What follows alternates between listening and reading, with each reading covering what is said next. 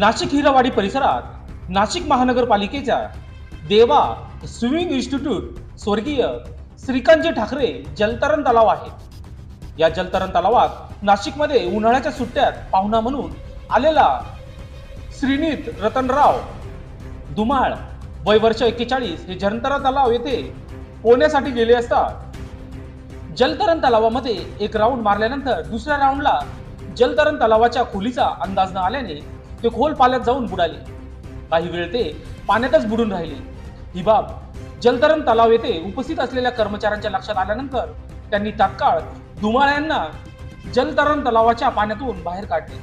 त्यांची प्रकृती चिंताजनक असल्याने तात्काळ त्यांना रुग्णालयात दाखल केले। सध्या ते नाशिकच्या लोकमान्य हॉस्पिटलमध्ये उपचार घेत आहेत। या प्रकरणी पंचवटी पोलीस ठाण्यात MLC दाखल करण्यात आले असून पुढील तपास